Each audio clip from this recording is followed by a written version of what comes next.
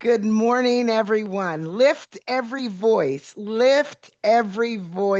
this morning. We welcome you here today, wherever you're chiming in from. We welcome you to this brave, critical, important space for our fourth annual Mental Health in the Black Community free virtual learning series.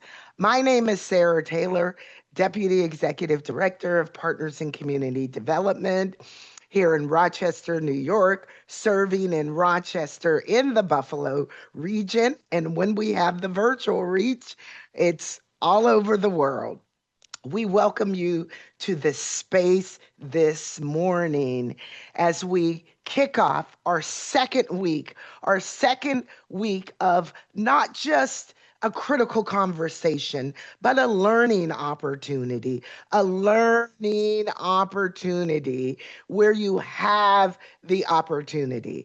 And I am proud to say that our space in the Zoom room was pretty small and intimate last week. But looking on our Facebook analytics, we had over 200 viewing the video throughout the week. Okay? So we're excited that the information and the learning continues in this space. So good morning, good morning, good morning, good morning, all. I just want to share a little bit about our theme. I'm also going to welcome our speakers, thank our sponsors, and also give a little housekeeping.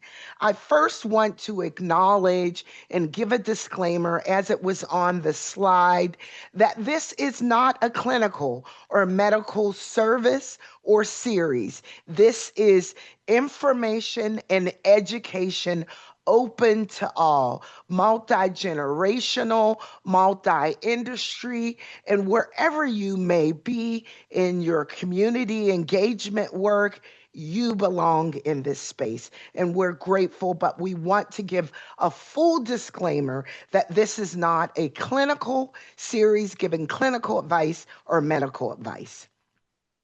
Our theme this year is healing together, lifting up individuals in communities. This educational series is designed to address mental health in the Black community, to offer education, information, and strategies to help us improve outcomes and enhance the quality of lives. Healing together, lifting up individuals and communities, we believe that accessible, culturally responsive, person centered support resources fosters healing, resilience, and mental health wellness for all. We will tackle and talk about topics regarding cultural perspectives of mental health, racial trauma, suicide prevention, substance use stigma awareness, healing centered wellness, self care, peer support, access to non traditional services and supports, centering youth and family voice, and much more. I also want to disclaim for some, there may be some topics that may bring up feelings. So I want to acknowledge for some, this is not clinical or medical, but it may just a soft trigger warning for those that may need to take space. I want to thank our sponsors. Without them, this series would not be possible for free. I want to thank our funding partners, that community that continue to invest in our programs and services. The Greater Rochester Health Foundation, the Wilson Foundation, Monroe County Office of Mental Health, the RECAST project in Western New York, funded through the Office of Mental Health in SAMHSA. I want to thank Starbridge, Sankofa Counseling Service, Buffalo Federation of Neighborhoods Centers, CCSI, Common Ground, Starbridge, and Health Education Project, Hillside, and Univera Health. just to mention a few that continue to support this work across the region, our work in Rochester, and our work specifically in Buffalo in Erie County. We are grateful for our partners, Perinatal Network of Buffalo, the Fathers Project, as well as all of our partners in eastern and western regions of this community. What will you learn today? I also want to back up and thank our staff, our partners in community staff, IBARPAC Peak staff that are both in Rochester and Buffalo. We say thank you. And we also have staff now working, contracted staff working in Chautauqua in Cattaraugus County. We believe it is important to also engage in culturally responsive outreach and engagement in our rural communities. So we're grateful to have partners in reaching our rural communities. What will you learn today? It is our hope that we will provide education forum to promote mental health wellness, to offer strategies for promoting resilience after a community crisis, violence, and natural disaster.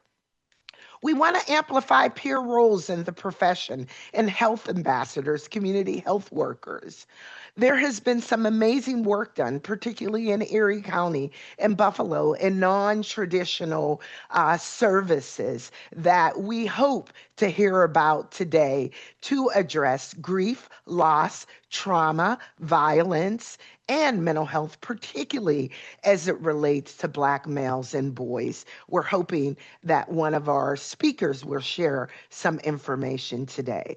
We will also tackle system related, C-suite related, practice related. How can we improve opportunities from a system perspective, from a provider practice perspective, also from a research perspective? We know when it comes to research and those evidence-based models that are often amplified in practice and funding, that many of our models don't always make it. But we will talk about some emerging models like the BIPOC Peak Project, and many others, Sankofa Counseling, and many more that specifically address culturally responsive care and center practices and engagement around equity. Yes, I said it, racial equity. We will not divert from our mission. We know our current national climate and what it's pushing back against, but we also know there are lives. Back in 2022, it was the Morehouse College Satcher Institute that highlighted the cost of mental health inequities, the cost. The Satcher Leadership Institute at Morehouse School of Medicine released the first ever report in 2022 demonstrating the devastating cost of mental health inequities, that over 117,000 lives were lost. Lives were lost due to the cost of mental health inequities, and that over $200 billion could have been saved. So while we're here today, it's critical to lives, critical to practice, and critical to the individuals that we serve every day that often get turned away or discouraged or feel shamed and not willing to engage in taking advantage of services. So I'm excited about our second week, which will focus on access, care, practice, and culturally responsive. We have executives, we have practitioners, we have peers here today, we have those with lived experience, we have those experts here that are out there specifically engaging Black boys and young men. And we are happy. We are thankful for our experts that said yes. We know, particularly this weekend in New York State, that many of our leaders in Albany this week with our caucus, our Black and Latino elective officials are hosting in Albany, and many of our colleagues are there connecting with them, networking with them, and letting them know how important mental health equity is. So, again, thank you for being in this space. And again, this is not clinical space. We may turn the chat off and on as the speaker chooses, our keynote speaker chooses. We asked everyone, do not put any links into the chat. Should we have time, we will open it up for questions, and it will be filtered through the question and answer tool. We ask that everyone remain brave in this space and safe in this space, and not sharing personal business or links. And we are happy that you are here with us to learn. So again, we're grateful for our team.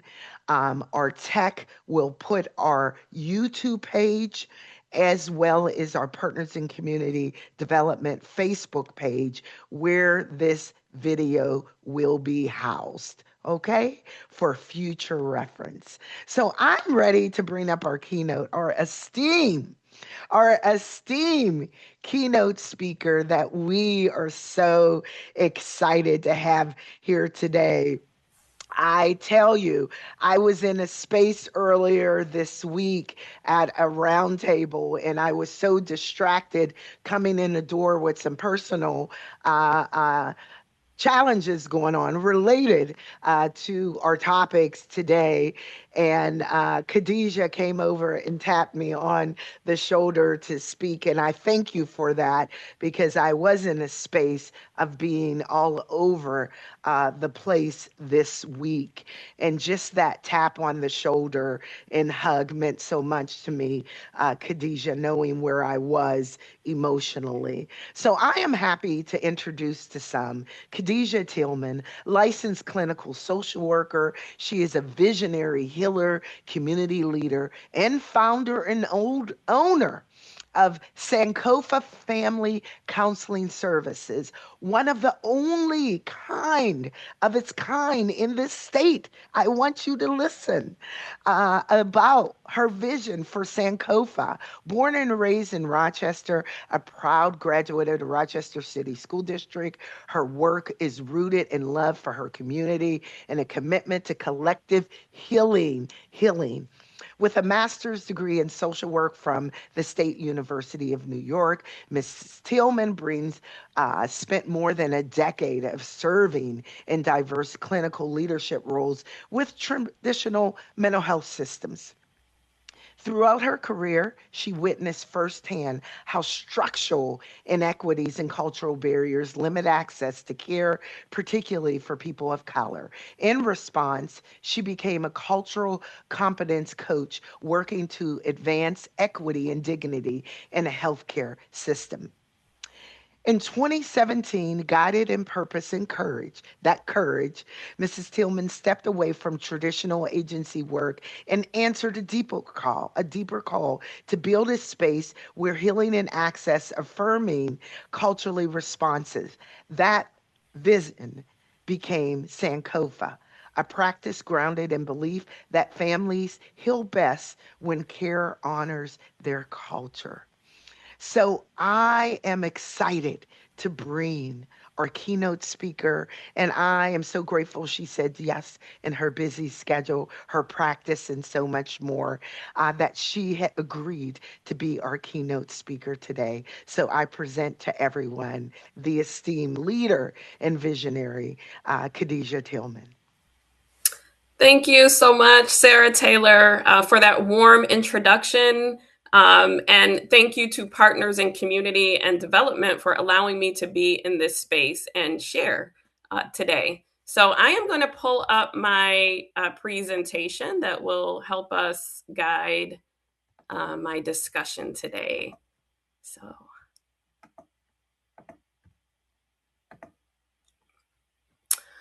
All right, so today we're going to talk about restorative practices and how we can incorporate communal based practices to help heal communities and people. So, before we get into that, I am going to talk a little bit about access to mental health care, which is a big topic right now.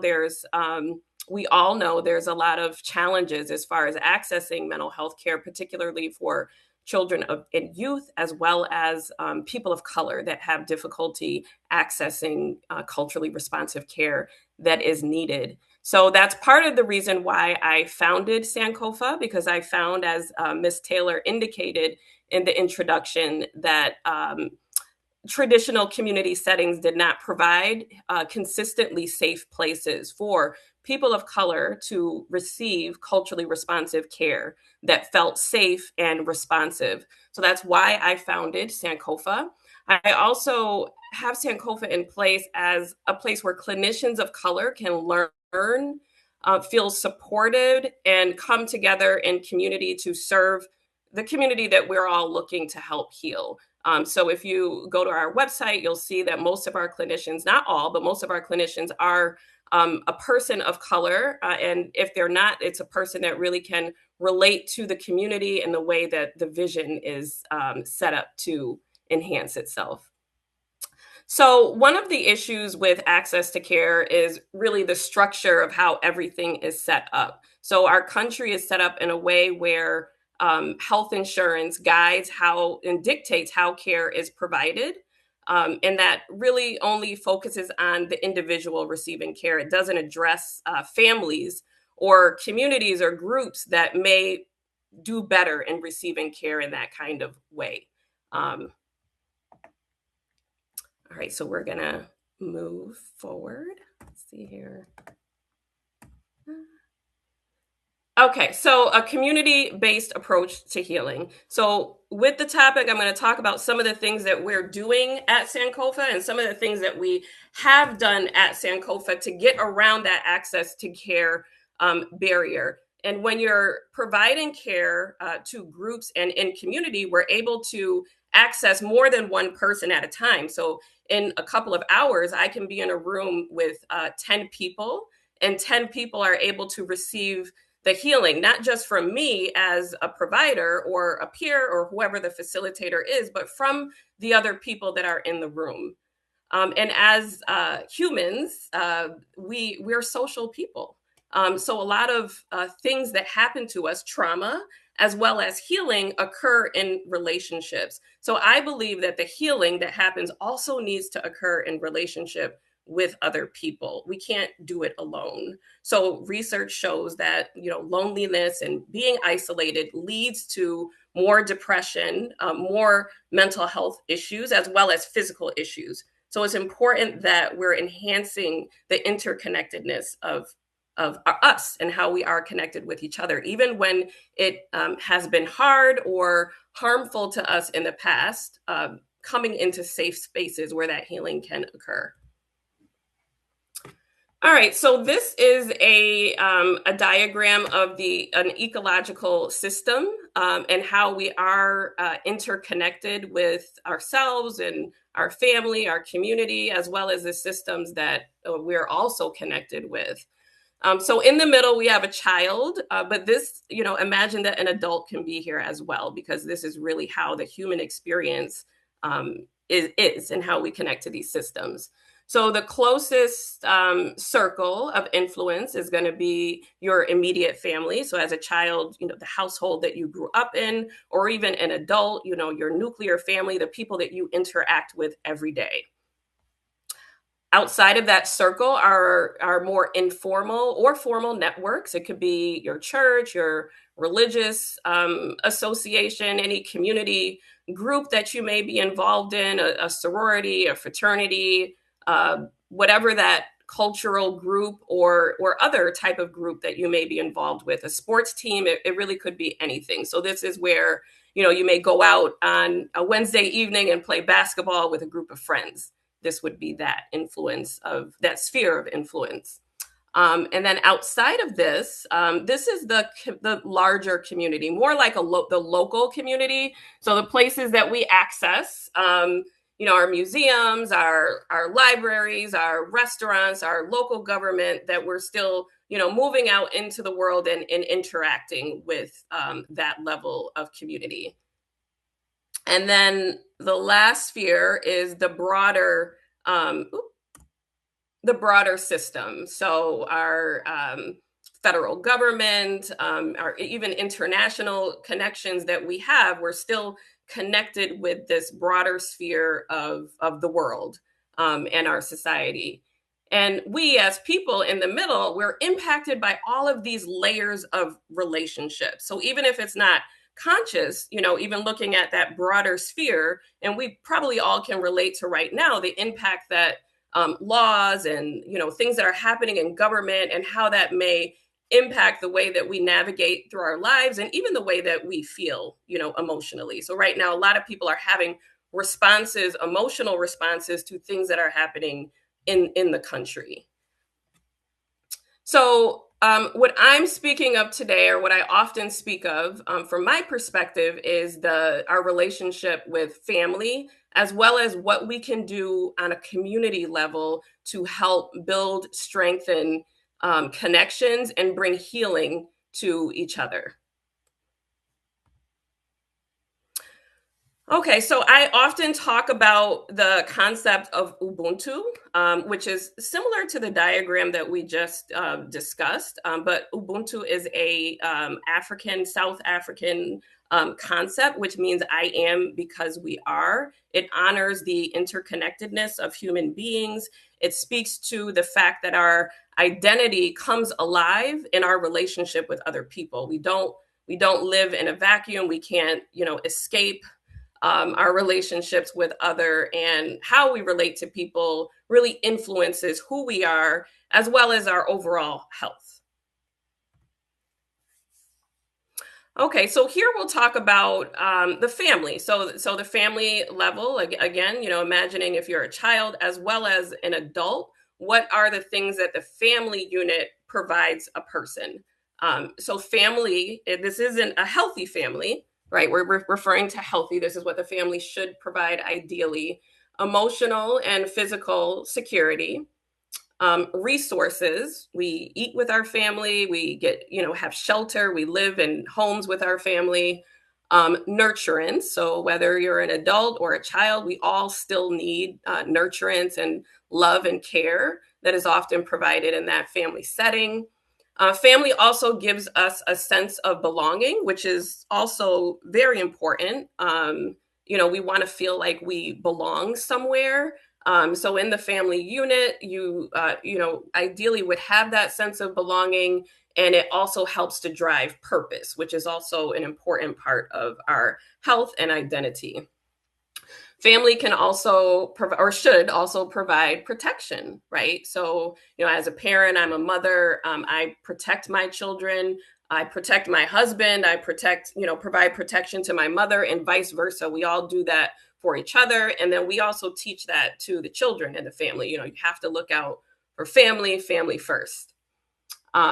Unconditional love. So in the family unit, I am loved, when I'm at my best and when I'm at my worst. I'm accepted for the human that I am, the imperfect human that I am.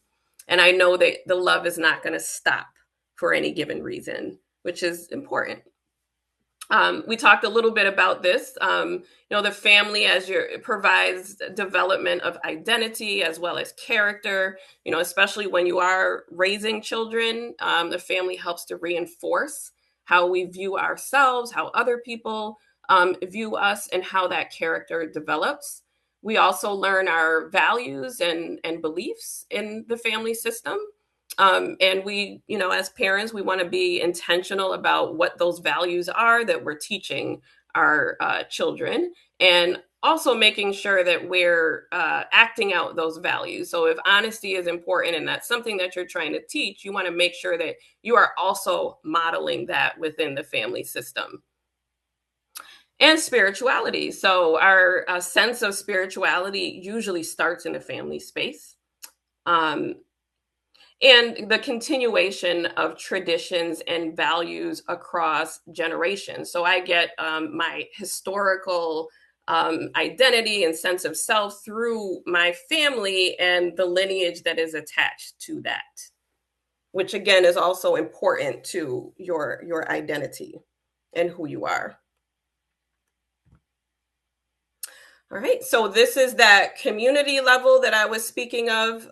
So the community can provide similar things that the family provides, and sometimes if you are in a family where you've experienced trauma and some of that protection and safety is not there, you will see people going outside of the family to try to find that community and connection and sense of belonging. And this is really what my work is about. I am a mental health practitioner, and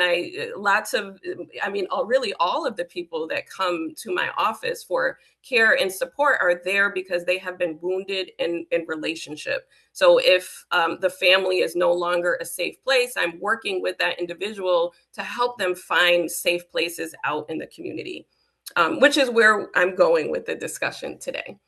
So the community also provides a sense of belonging, a sense of identity. I'm a Rochesterian. I went to school in Buffalo, so I always represented the Rock, Rock City.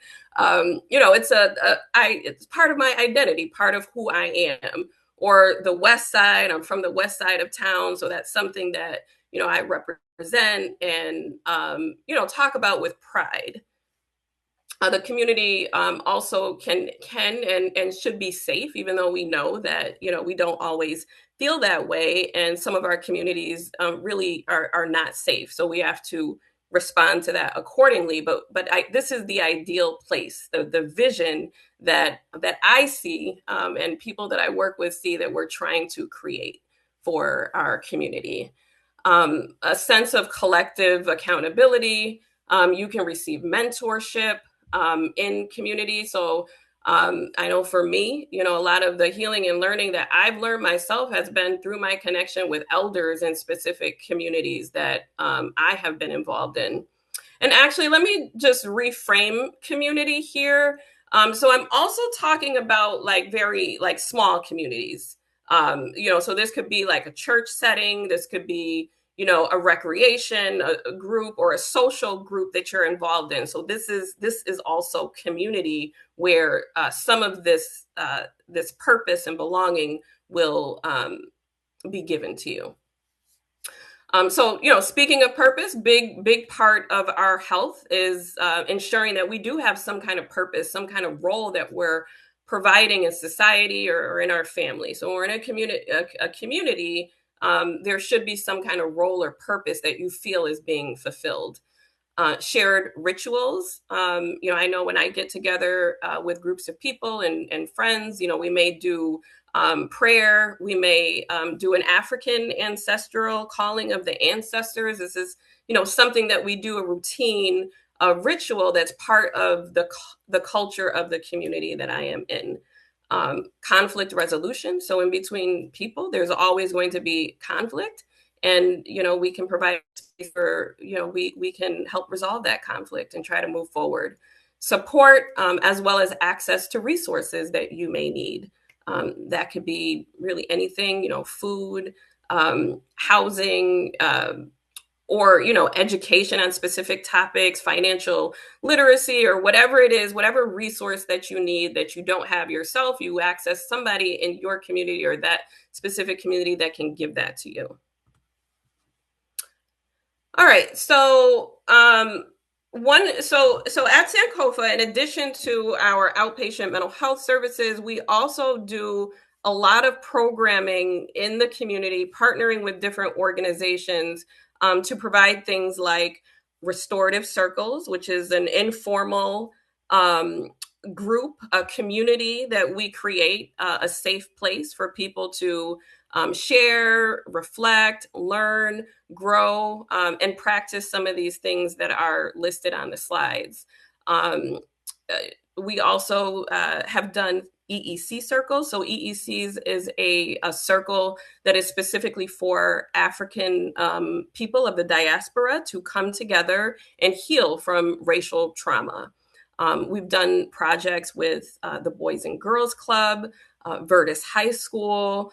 We're currently doing something for new mothers that none of this is clinical. This is not something that we build through insurance, but what we're trying to do is build community and promote that collective healing that can be very powerful. And, oftentimes more powerful than coming to an individual counseling session. So this is the direction that we're going. So I'm sharing this with you because this is something that, anybody can do. So anybody can start a group. Anybody can do, a workshop, get people together, have a theme, create a safe place, and provide healing and community with that structure. So what are the values that we try to uphold when we have these safe spaces? So I'm naming them restorative values. So what do we have when we have that space? So we're looking for cooperation from the group. So we're looking for everybody to work together. We're looking for full acceptance. I want to know that, despite, maybe my differences or my beliefs, that I am going to be accepted in that space. So as a facilitator, we, enforce these things and these values and get group members to agree that we're going to promote this in the space.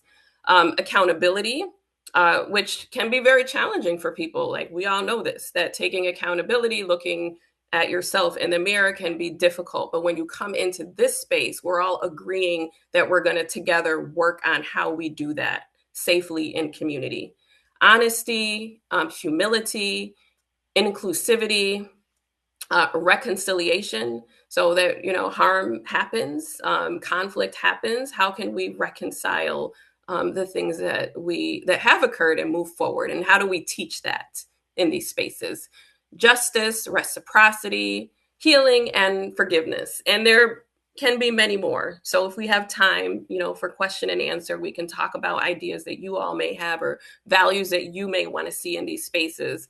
And when we have our group sessions, we ask group members, what else do you need? It's not just me and what I provide. This is your group. What else do you need to feel safe and to help you in your growing and healing process? Okay, so I tried to frame this as like who, what, where, why, when, but also keeping in mind that this is kind of a broader concept and it really can be anything. We're really just talking about pulling people together, having specific values in place, and creating safety in that space. So it could be a restorative circle. You could do a wellness series that's brief, just a few sessions. And again, this can be facilitated by anybody. It doesn't have to be, a clinician. It could be a peer. It could be, just somebody, an advocate, somebody in the community that wants to take the initiative to do this. You can have a walking group. You can have a dance or a yoga program. So those communities and places already exist. How can we be intentional about making sure that all of those things that were named in the previous slide are present in that space? You can have reading circles. You could do book clubs. You can do music listening sessions, listening to new albums or old music and provide feedback on the songs. You can have journaling or writing sessions. You can have a monthly ongoing support group. You can host mediation. If that's something that you're able to do in your community. If there is a conflict, you can create a space where people can come together and resolve conflict. Community dinners or lunches. People love to come together around food. That's historical and traditional. You can do something like that and try to incorporate some intentional talking pieces or moments of connection to help build that connection in that space. Community gardens or games. I don't see it as much in Rochester, but when I go to New York City, I see, people playing dominoes in the parks and checkers, those kinds of things. Who? So just a disclaimer, really, again, it can be anybody, any group of people that you can relate to, you have some kind of connection with, and you want to have an impact. So you can approach, the rec center. Hey, I want to do this like dance thing, with youth at the rec center. Is this something that we can partner and do together here? Seniors at a senior living apartment complex. So with another group, we recently did an intergenerational event with children and seniors, which there's a lot of research that shows that cross-generational interaction is very beneficial. So we just shared stories with each other. The children shared, and then the elders also shared their experiences. It was a really powerful event. New mothers, like I said, Sankofa, we're going to have a group coming up for new mothers, a men's circle, an intergenerational men's circle. You see that I love the intergenerational thing because, again, it can be very powerful. Single parents, couples, parents navigating co-parenting issues, grief and loss, LBGQT safe spaces. So anybody. So these are just kind of some ideas that I put down. How do you do the work? So if I'm thinking, I'm a program developer, so these are some of the things that I'm thinking about when I'm developing programming. Is the program, is the group, is the idea, is it preventative or is it responsive? Are you doing something that's responsive to a crisis in the community or conflict, or is it preventative? Are you getting families together to teach wellness and talk about wellness and again, help create those relationships and connections that are going to help prevent further harm and issues in the future. So what type of programming is it going to be? You can partner with other community organizations. I think that this is really important. We've, talk about this a lot in some of the spaces that I'm in. There are a lot of silos out here, but I also think those silos are coming down because we really can't do it alone. It truly does take a vision, or I'm sorry, a village to carry out the vision that we are all hoping to have. So don't be afraid, to approach a program or a group, a rec center, a library, whoever. You can get projects funded. I know in Rochester, we have the NIA grant, which is a neighborhood-based grant that is offered by the city. I'm pretty sure an individual can apply for some funding if you have an idea that you want to execute and have funding involved in your plan. Marketing is really important. That's something that I struggle with myself, but really thinking about if you have an idea, how are you going to engage people to want to participate? I find it powerful and sometimes easier to carry out programming in places that already have community, like for example, the Boys and Girls Club. There's already children coming there. I have a captive audience. There's a need, so I'm going to carry out my program in that space.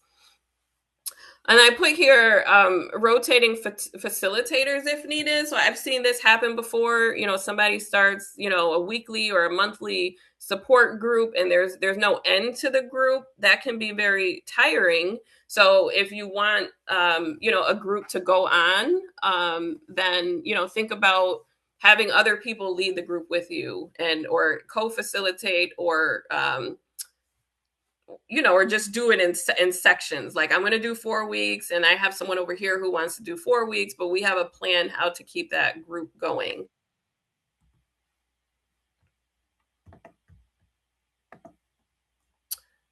All right. I heard a bell, so I wasn't sure if I was running out of time. Okay, so this kind of gets into, again, we talked about the values of a restorative space, and these are just some other things to think about as you're pulling your space, your program, your project together. there needs to be guidelines that facilitator can come up with some, but absolutely the group members need to come up with some guidelines as well that are going to help them to feel safe.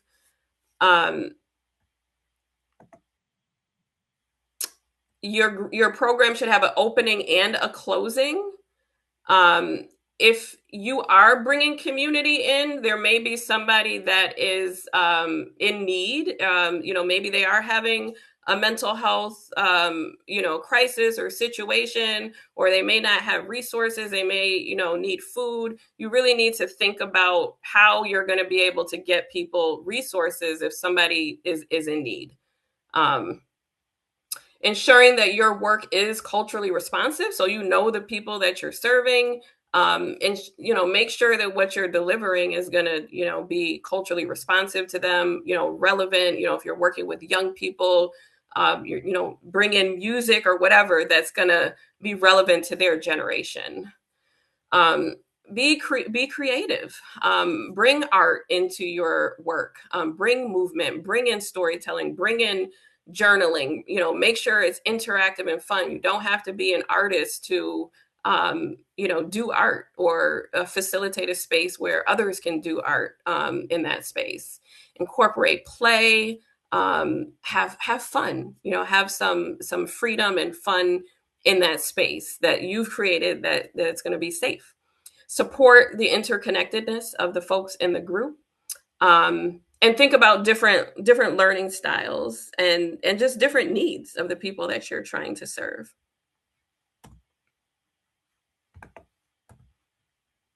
Okay, so I kind of talked about some of this again, but just to reinforce, like, it really can be anywhere if you feel comfortable. Somebody said to me, like, do it in your living room. I was like, oh, okay, I never thought about that. I guess I can do it in my living room. Do it in your backyard. In the summertime, do it at the park. Try not to stress about the where. It can be fun if it's more creative and less formal.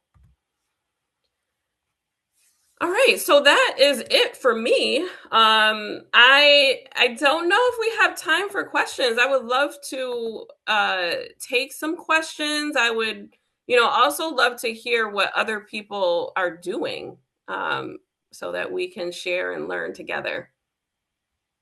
Thank you.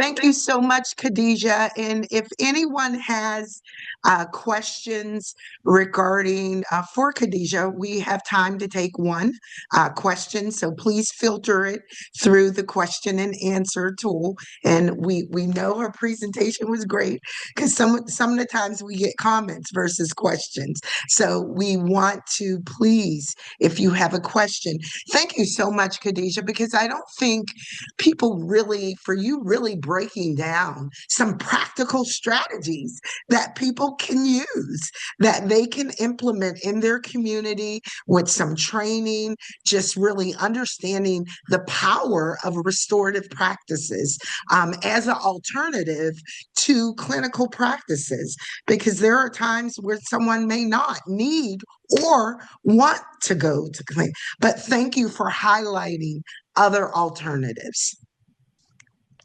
Yeah, my pleasure.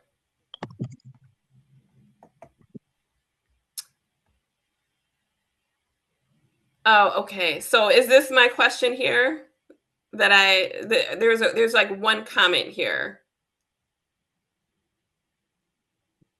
I'm looking in the question and answer tool. I think someone gave um, just information about the grant, and someone wants your contact information. So if it's okay with you, we will put Sankofa website in there.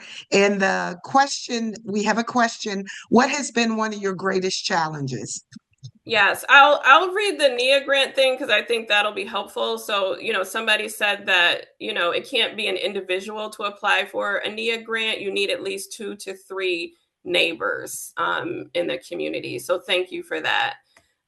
Yeah, so one of my greatest challenges is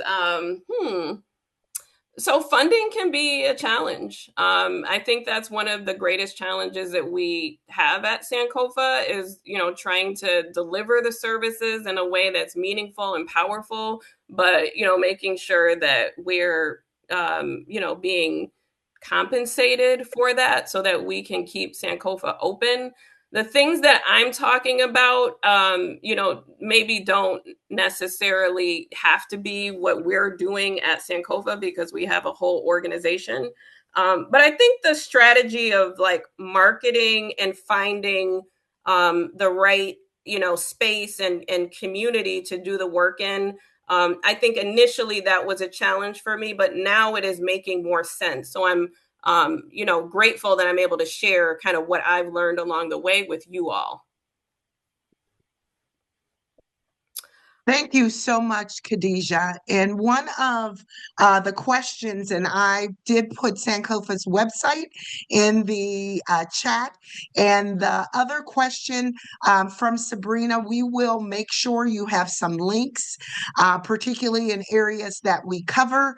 I know there is a Healers Village led by Common Ground Health, where practitioners, whether you're a life coach, a clinician, I went to the group the other day, and I also know that Dumas Rise Providers in Buffalo, New York, really trains to build the capacity of clinicians of color. Okay, those are some resources that I will be sure to put in the chat once we bring our finish our panel.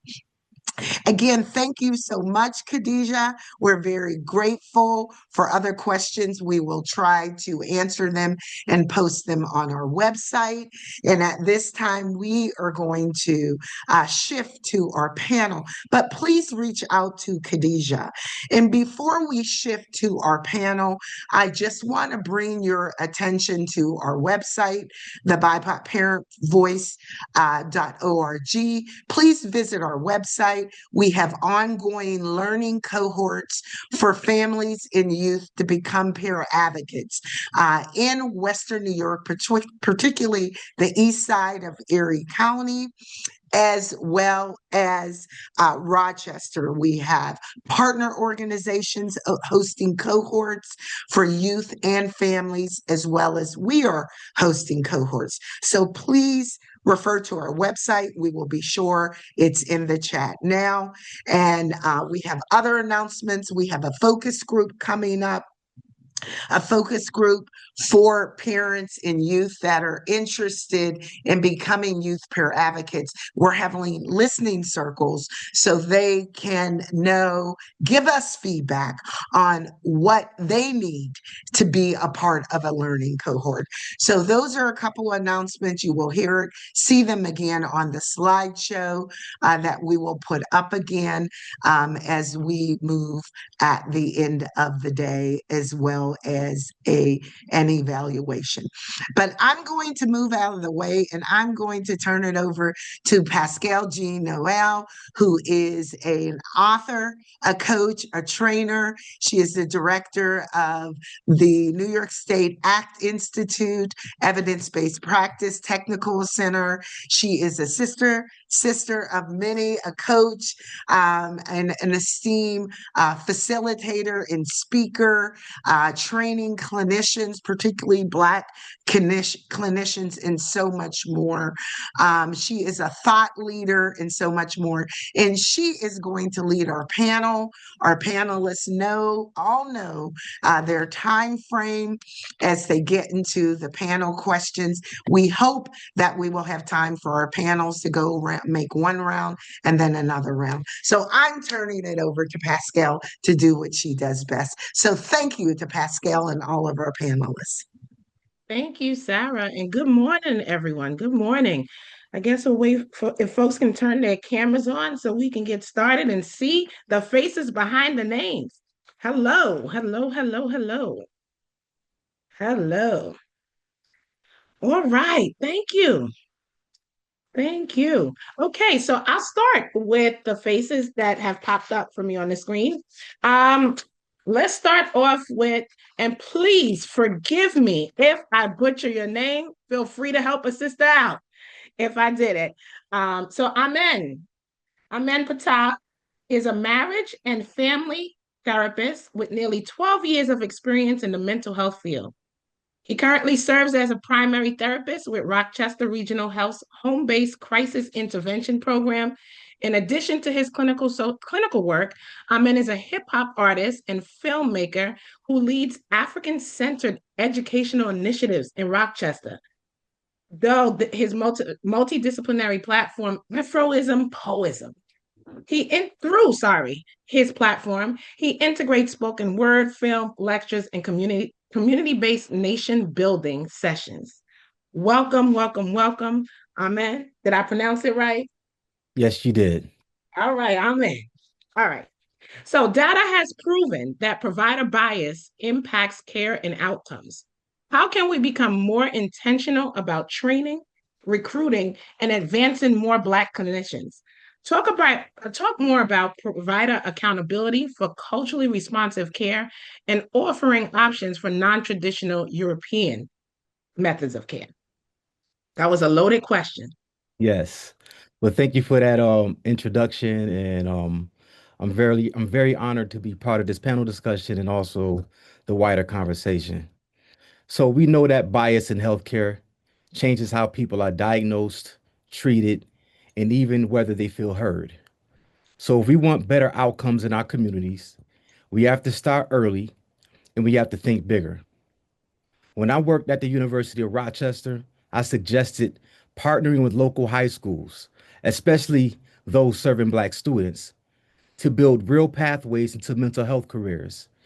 We can't just say we need more Black clinicians. We have to create opportunities, mentorship, and visibility long before graduate school. Our young people need to see these careers belong to them. Provider accountability is also critical. Culturally responsive care is not a bonus skill, it's a responsibility. When clinicians don't understand the lived experiences of the people they serve, harm can happen, even if it's unintentional, and harm is still harm. We also need to widen our definition of healing. Many of our communities have rich traditions of mental, emotional, and spiritual care that long predates Western psychology. Yet, those approaches are often dismissed unless they fit the narrow evidence based standards. At the same time, some mainstream theories echo ideas found in African and indigenous traditions, including those explored by thinkers like Sigmund Freud and Carl Jung, without acknowledging those cultural roots. In my own work, I've developed a therapeutic approach that integrates hip hop with African indigenous knowledge systems. When clients see themselves reflected in the healing process, engagement changes. Healing feels possible. If we want different outcomes, we have to invest in our youth, hold providers accountable, and honor the wisdom already present in our communities. Thank you. From what I hear from you, it sounds like we have to be intentional about doing this work. All right, Absolutely. thank you. Shanice Anderson, calling you up now, is the Director of Youth Services at the Clubhouse in Buffalo, a peer-run agency grounded in peer-led approach to supporting youth and families. She brings an extensive experience in public schools and community-based settings, over 12 years of dedicated service within the homeless community. As a former peer educator, Shanice is deeply committed to advocacy, mentorship, and empowering individuals to become peers and leaders within their own communities. So, Shanice, there I go. I had it right. I got that look. Yes. All right. So, Shanice, your question is, the roles of peers in clinical and non clinical spaces have proven to be successful. What can we do to improve access to information about the career pathway, training and recruitment and retention of Black youth and adults as peer professionals? First, I just want to thank you guys for the opportunity to talk about something that's really important to me, being someone that before I even realized what being a peer advocate was as a youth, um, I was doing it, not even realizing exactly what I was doing at about 16, going to a clinic after school to educate peers about STDs and sexually transmitted diseases. So I think I hadn't realized exactly what it was until I began to realize what peer advocacy was as I got older. So this topic is pretty important. It touches home. In our community setting, we definitely do this with the youth. And I think first that we have to make the information more visible and more real. A lot of Black youth and adults don't even know that being a peer is a career pathway. They may be doing the work already in communities, but doesn't even know that they're doing something or even know that it could be something professional, sustainable for them. We need to meet people where they are in schools, community centers, churches, grassroots spaces, and talk about peer work as leadership, not just lived experiences. We also have to be transparent about the training process, the certifications, and what support is available, so it doesn't seem like out of reach for them. And then I think retention is just as important as recruitment. This means that we have fair pay, mentorship, supervision, and understand cultural realities and creating spaces where Black peers feel valued, not tokenized. When people feel supported and see growth opportunities, they stay and they bring others with them. This is something that I see in my setting. This is something that I saw in the school systems. I think it's very important that they allow these practices to be something that can be in reach in the school system. And I think, as Amin said, that it definitely starts early. We have had youth that just have recently graduated in our program and with peer certifications. And I can tell you that a different type of leadership skill was created in that process. And it's amazing to watch. You know, you could just be having a regular conversation with one of your friends, and you don't even realize you actually are being a peer in that moment. So I think them realizing that they have the ability just makes them feel more empowering. And it's just a beautiful sight to see.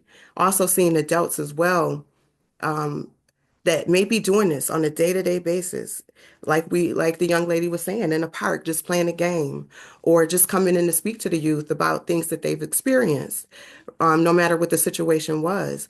I think seeing people doing that on a regular basis creates the atmosphere that it is possible for you to use this as even a career goal and something that you could pass on for generations and generations.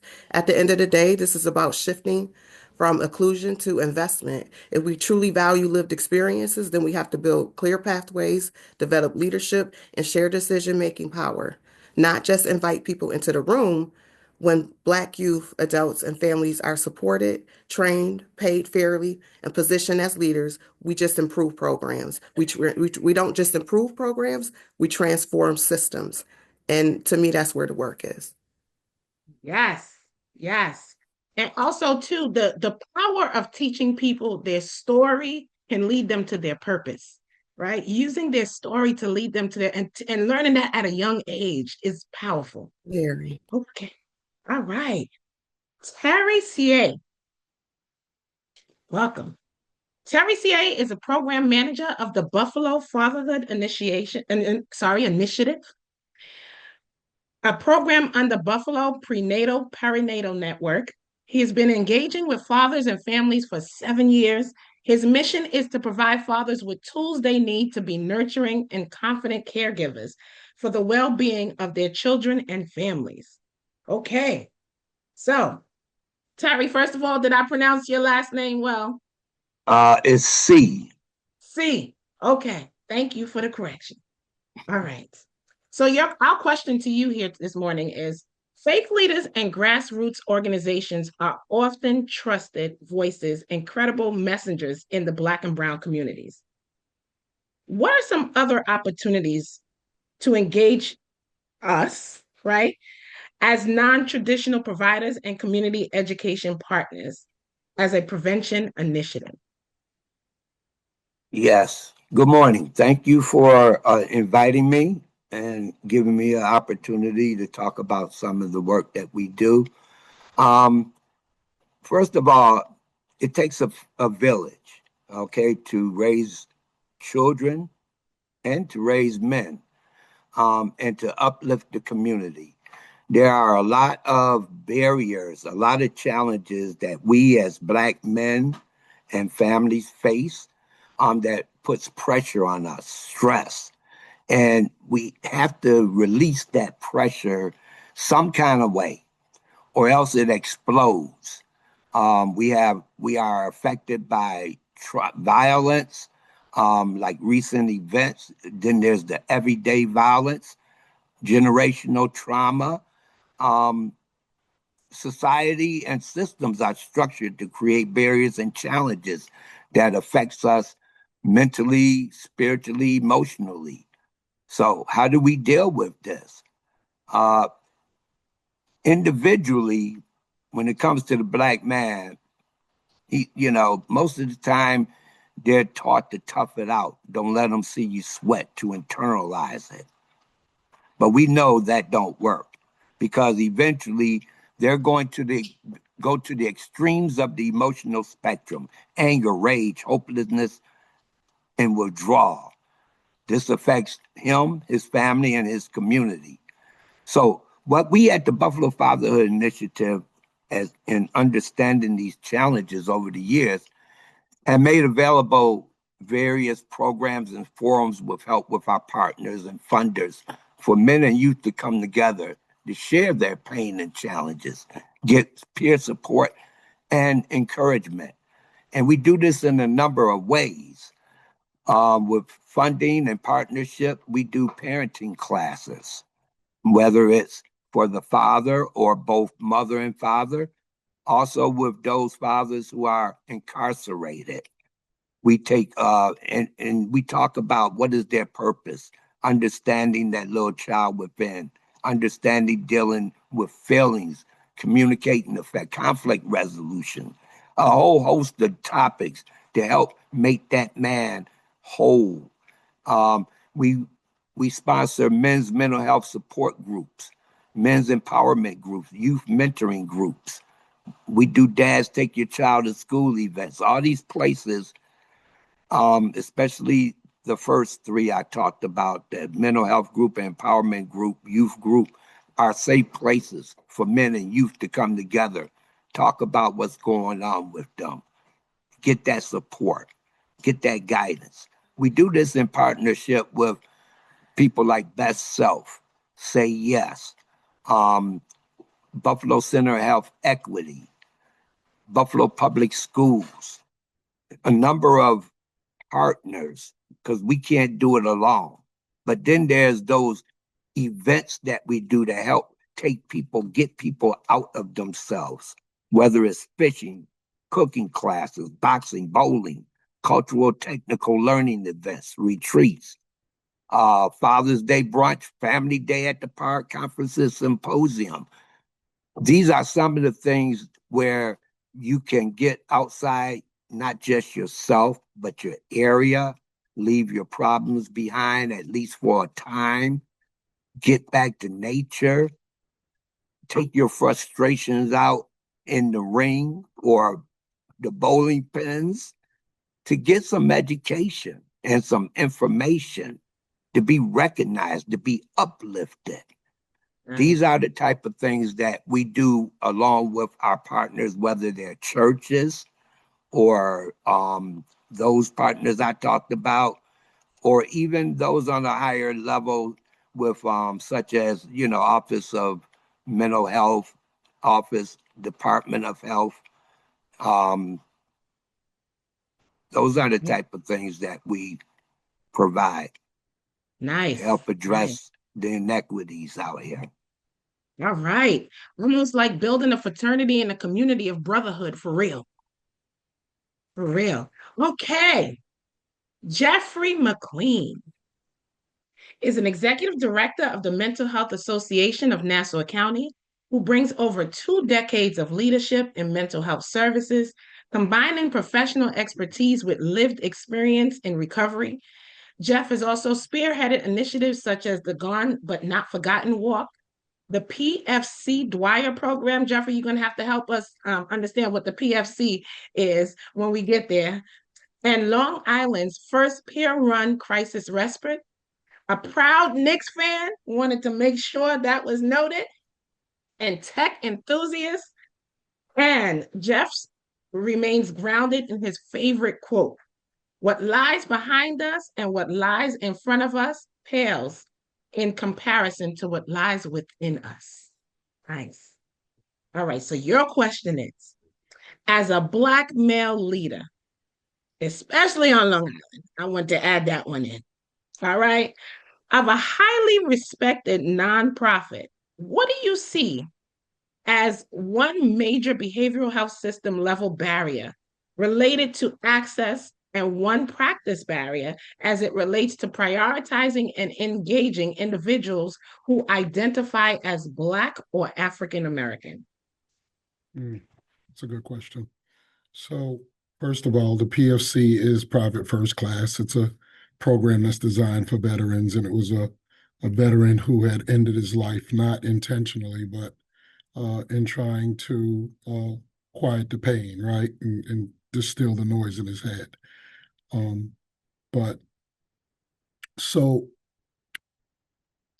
there's one simple way to put this when it comes to talking about barriers in the communities of color. And I think that one of the things that we have to be able to accept, and I'm speaking particularly working in Long Island, which was designed to be segregated. They literally designed Long Island to be segregated. That's the way it was composed.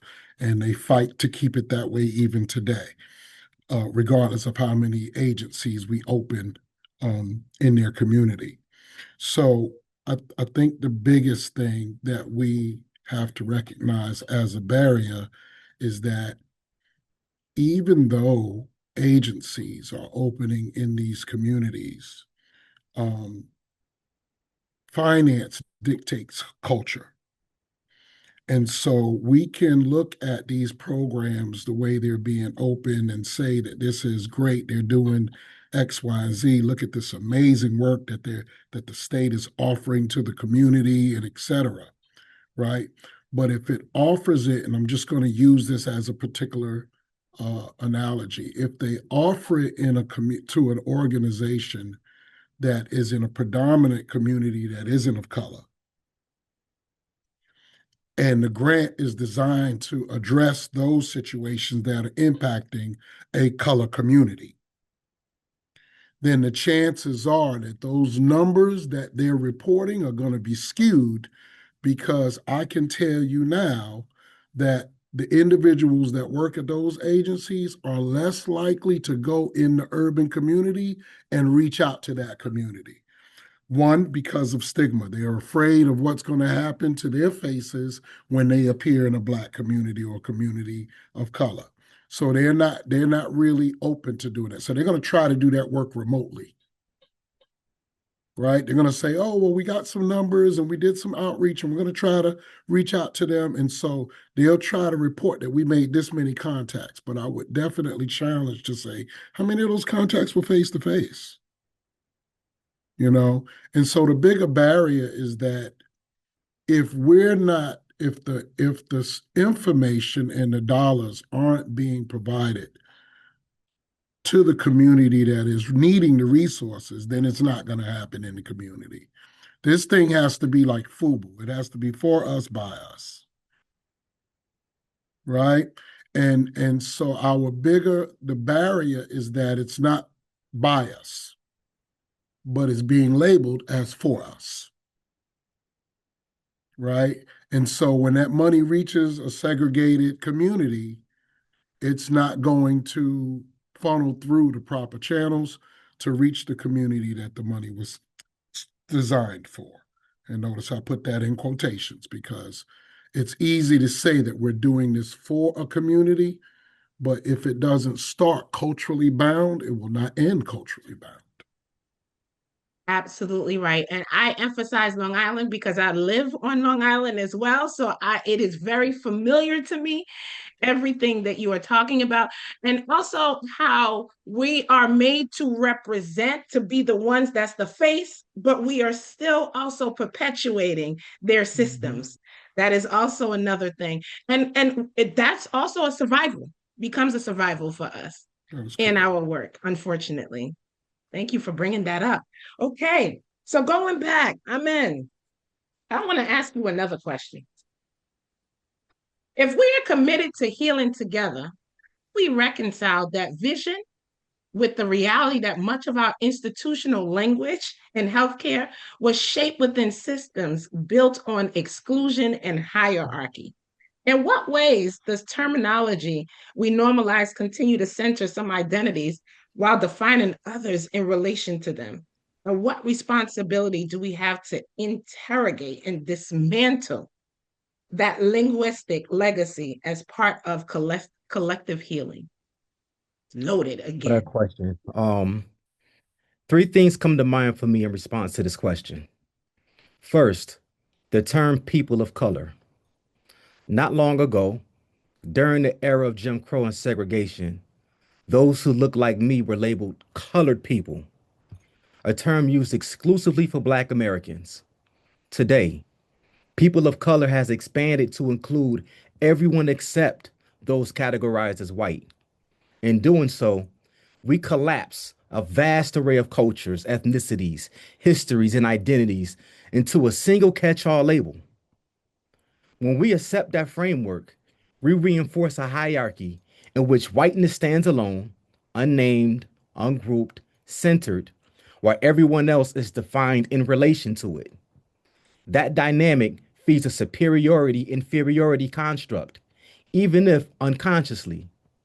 If I am of African descent, my race is African, and I was born in this geopolitical space called America. I do not experience myself as a person of color. I am African, and I am proud of that identity. Second, the term minority. Minority subtly implies a majority, but who exactly constitutes that majority?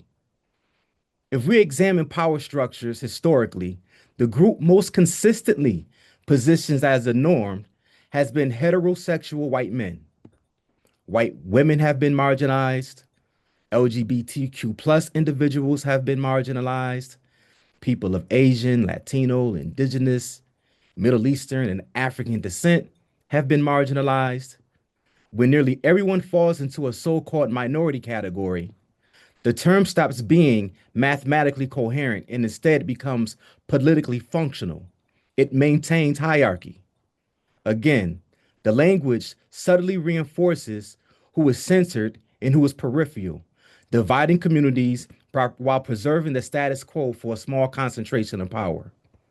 Which leads to my third point, the system commonly referred to as white supremacy. There is nothing supreme about it. It is not excellence, it is exclusion. It is not strength, it is domination. I see it as malignant, a corrosive system that embeds itself into institutions, policies, narratives, and even the air we breathe. And yet, we continue to use language that inadvertently ascribes superiority to it. If this entity is malignant, then why not call it what it is? White malignancy. Language matters. It shapes perception. It shapes policy. It shapes possibility. If we are serious about healing together, then interrogating the words we normalize is not semantic. It is foundational. Language can either reinforce hierarchy or unlock transformation. It is, Absolutely. in many ways, the skeleton key to the doorway of collective healing. Absolutely. The power of language is real, the power of our word. I've also heard, I'm going to add to that, instead of us being called a minority, we are the global majority.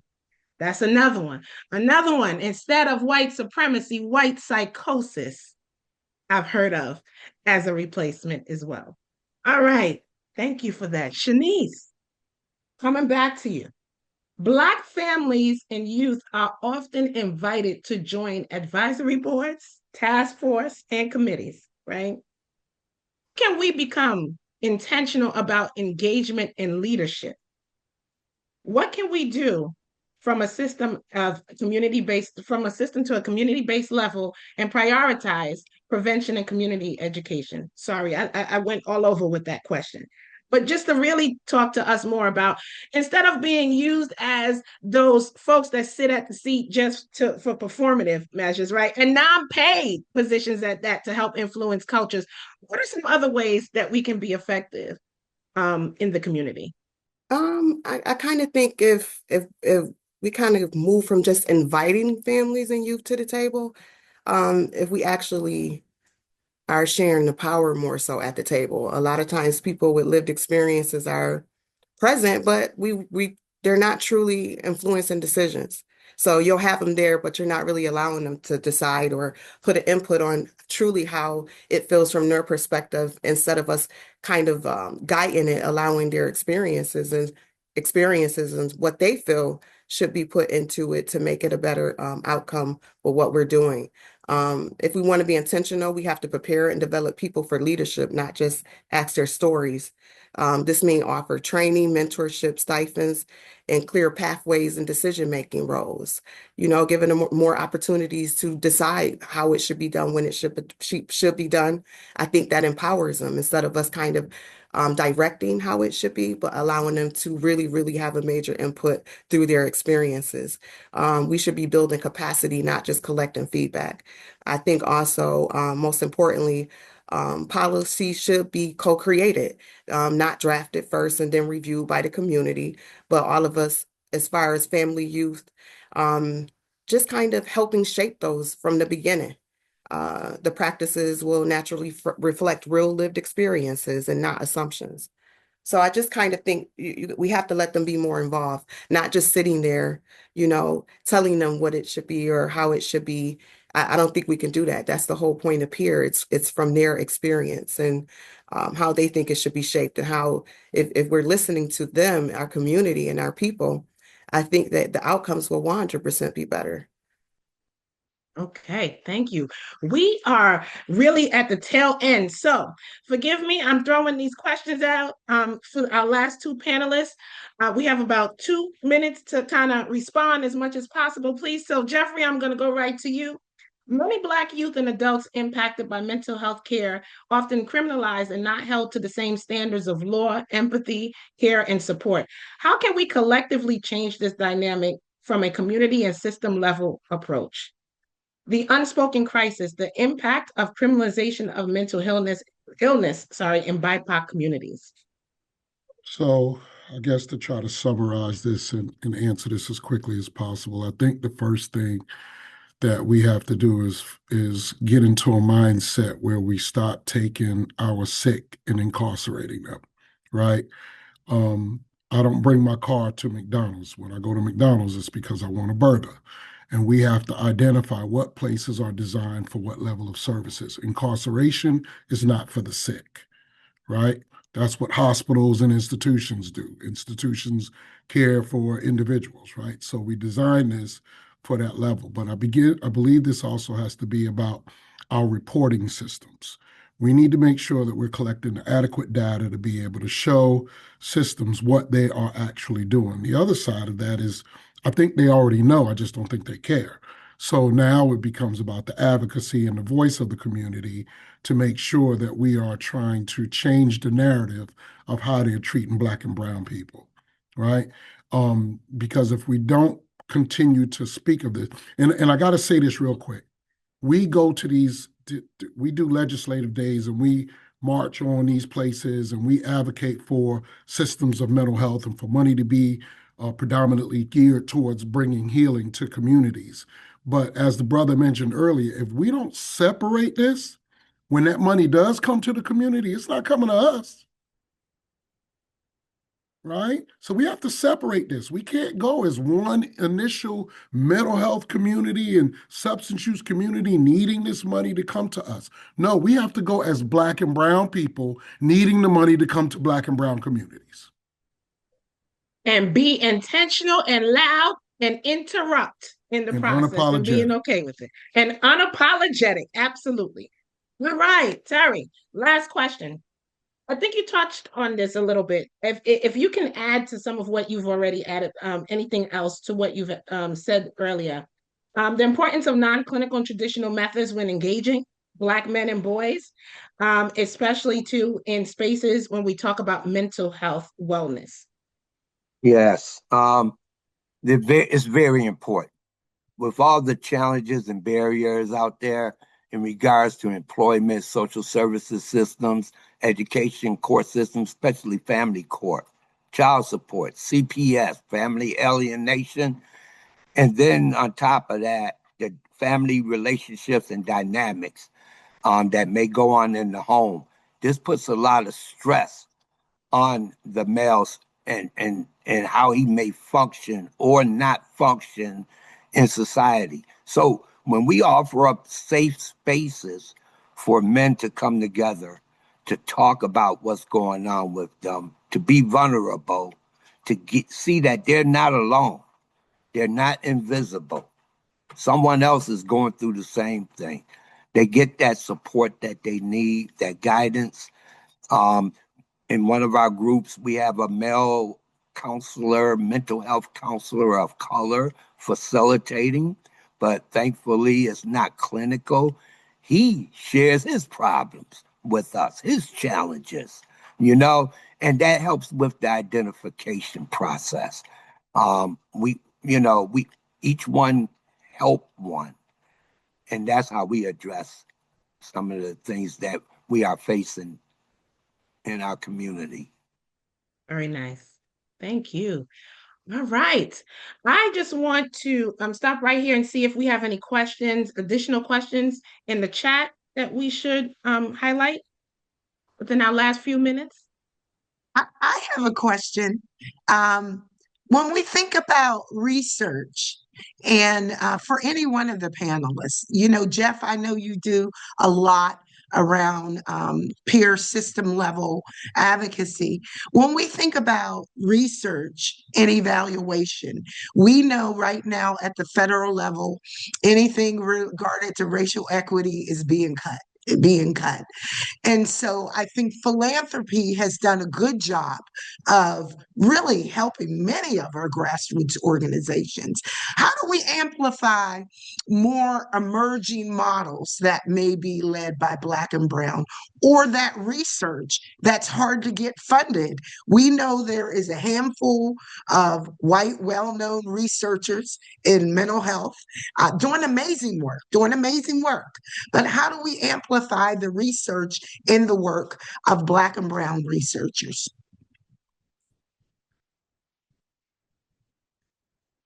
Anyone? Go ahead, Jeff. Yeah, so I think this is about expanding CSR, corporate social responsibility. We don't serve the government, and so, but we get our money from the government, right? And so we have to try to reverse that role. We're receiving dollars from individuals to serve a community that is not at the hand of the dollars that we're using. So we get it from here and we give it to there, but they're dictating how that's given over here, but we're the provider. So why are we letting this determine how we serve this? This is our community. So what we need to do is reverse that and try to put a wall and say, listen, I know you got some money for me. I'll use it in the way that I can, but I need to go to the community and talk about how you need us to access you. How do you really want us to serve you? Let's collect this information. And then when I said CSR, I'm talking about corporate social responsibility. There are way too many for-profit organizations out there looking for a tax break to give it to a not-for-profit. Let me show you what I want to do with your money and give mission and meaning to the money that you're trying to get off of. That way I could do the work exactly the way the community needs it and not the way the government's trying to dictate it. Yeah. I will say that there's a lot of gatekeeping happening. So when you're looking at what's happening, this it's a power. It's, again, it's about power. And if I'm giving you the money, I'm gonna I'm gonna create the circumstances that you're gonna have to follow. I feel you, bro. Like I feel what you're saying. The fact of the matter is that as long as we're receiving the money from those sources, they're gonna continue to dictate the parameters behind it because they have the power. I give this to you. I expect you to do this, that, and the third. If you don't do this, there's gonna be some repercussions behind that. And that's what we see has happening time and time again, over and over again. Um, so we need to look at need to find other ways to be able to get our needs met, because money is going to be the barrier ultimately if we're going to continue to keep going to those funding sources, and because they're going to keep giving us directives for their own ends to justify their means. You know what I mean? If I could just jump in too, I think that we talked about non-traditional ways, right, of influencing our community. We also need to become non-traditional about the ways that we seek money and support, and be okay with saying that, based off of my integrity and my values, I choose not to honor whatever you need me to honor for the sake of your dollar, right? So being intentional, and also too, as Black folks that are also economically fit, like how do and where do we start to invest our money? Outside of, it's not just the music industry. Like, where are some other Black billionaires and professionals? Like you said, they're looking for tax write-offs. So maybe we need to start talking to those people in those, like the Black Wall Street, tapping into those individuals. Like, put your money where your mouth is. If we're about building Black community, let's start really intentionally talking to the Black community around, put your money where your mouth is, and let's do the work and support us in doing the work and what's important for us. Can I just chime in on that? Because I think that was really, really majorly key, because I believe if we're able to get the funding from elsewhere, that all of these criterias that they're putting on us and trying to make us do certain type of numbers or reach certain quotas, I think that that would 100% change the way they look at it if we no longer need to go for these fundings from them, and it will change the whole dynamic. And one of the things that I've always said, and I know it's controversial for some mental health advocates, I really think we got to hold the pharmaceutical foundations accountable, because I hear a lot of mental health advocates say, I don't want to take money from the farms. I don't want to push medicine. But let me tell you this, our Black and brown children on all those ADHD medications, if we pull those Medicaid scripts in those high poverty census tracts, the pharmaceutical community are already making money out of us without us promoting them behind the scenes. So I say we hold those stores, those Walgreens, those CVS's, and those pharmaceutical monies. If we pull that Medicaid data from ADHD and anxiety medication and high poverty census tract for our babies, there's our money to fund our programs. We need to start looking in different places because they're out there. We just keep going back to the traditional methods. It's time to break those systems and interrupt them. It's done. It does not work for us. It was never designed to. I You know, totally if, agree with that. yeah, if I may add, I think that, I mean, obviously it's a bigger movement and it's a larger conversation. But if we're really going to be intentional about this, then we have to really just cut the umbilical cord, right? Um, I've heard people say, oh, well, if you really want to be a racist, be a true racist and don't use anything that Blacks have invented. I kind of support that. If you don't like me, don't use anything that my people are responsible for, right? The other side of that, though, is really this. We take federal and state dollars from individuals who oversee programs and they get a pension, but the community-based organizations don't get a pension while we use federal dollars. So I'm doing your work, right? You're governing the work that I do, giving me this money, but I don't get the pension you get. I have to invest some of what you're giving me into a 403 if I'm going to have any kind of retirement at all, right? So I think it's about infrastructure and building these infrastructures so that the Black community has its own force and entity built within itself that is designed to serve the Black community. We are able to be exempt of other resources, right? But we have to be really intentional about it. Let me say one Wow. thing. Um, there is no NBA without Black people. There is no NFL without Black people. There is no music genres that we all enjoy without Black people, whether it be rock and roll, hip hop, R&B, jazz, blues. I'm just gonna be straight blatantly honest. We are the money. We are the money, but we're being pimped. We're being extracted from. You know, we have so many extraction points inside our communities all over the world, not just in the United States.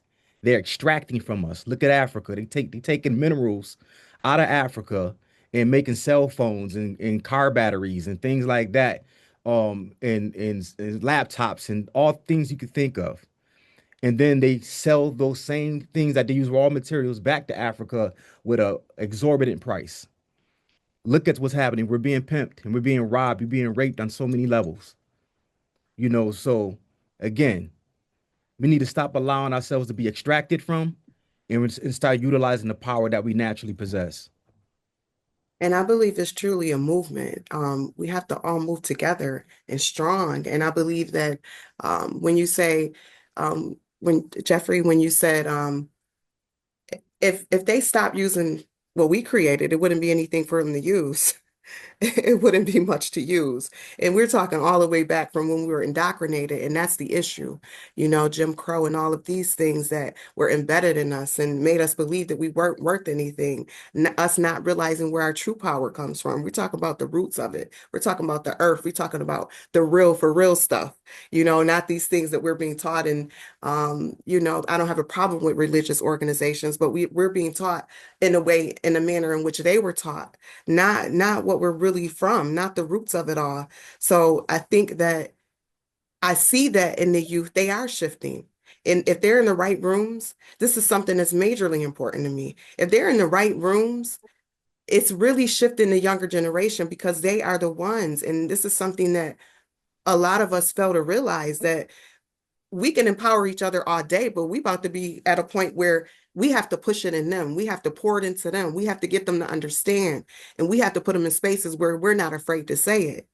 Because if you came in and you said, I'm giving you funding, this is not what I told you to do. Okay, well then I'll move on and I'll figure it out. Again, going to sources other than them to figure out how we can really get the youth to get to a place where they understand the power, and they're in a better place than us. Is in their hands, right in their hands. They're able to research and understand everything that we come from. So it really is a movement. And we need to also respect them when they say certain things and trust as well as an older generation. Wow, wow. Thank you. Thank you. Thank you, everyone. Thank you for those that stayed on with us. Again, what a fruitful, enlightful morning. I was taking notes. Thank you, Khadijah. Thank you, all of our panel experts. We will definitely be in touch with you. We value your expertise through the lens of equity. We have a small something for you. And we're just very grateful for this expertise in this space. Again, it has been shared on our YouTube page as well as our social media page. We look forward to having you at future events. I do want to ask everyone to please complete the evaluation. We want to hear your feedback. We do believe in a continuous improvement and want to be able to improve. We also will have the slideshow coming up momentarily. We have some upcoming events. Our calls for workshop for the Women of Color Summit is still open. We have a peer conference, peer inclusion conference in Niagara Falls, May 19th and 20th. We have a Women's History Month event coming up in Batavia on March 25th, and a number of focus groups and cohorts kicking off in Rochester and Buffalo. And we say thank you. We also have a special event that I want to bring to everyone's attention coming up in Rochester on Thursday, the 26th, and Saturday, the 28th in Buffalo. We are going to have Michael Logan that's coming in town to talk about the intersectionality of mental health and child support. We have had a horrific incident, tragedy in Rochester Rochester that was highlighted recently that it had something to do with an individual being served with a child support order. So we are going to have that conversation of the stress that men often endure, and in that some of the stress and trauma related to child support. So these are free in-person events in Rochester, in Buffalo, educational sessions. We have an attorney, Craig Carson, that's going to talk a little bit about the legal ramifications. And we have Dr. Junior Dillian, Dr. Andre Stokes, Terry Seay will be with us again, and others in Rochester and Buffalo as we talk about the intersectionality of child support, employment, and stress. These are conversations that no one else is having, but we dare to bring them to our community because it's conversations that we need to have and to offer strategies. So once again, thank you for being with us for our annual series, our second week, as we had a packed, impactful day. Thank you for joining us, complete our evaluation, and we are so excited to have you join us for this annual learning opportunity. Amplify not just the conversation, but to need. I love what Jeff said, that we need more, not for the community, but instead by the community. If it's not by us, don't make it for us. So thank you, everyone. Have the rest of your wonderful Valentine's Day. If you are celebrating, wherever you're celebrating, stay safe wherever you are. And thank you for joining us. And please, next week is Youth Voice. It's all about centering youth voice. Share our graphic and encourage those that work in youth spaces to come hear from youth, because all of our speakers next week are youth. We need to listen to them and hear from them. Thank you, Pascale. Thank you, Khadijah, and all of our panel speakers. We say thank you to our sponsors, our staff, and more. Have a great, wonderful day.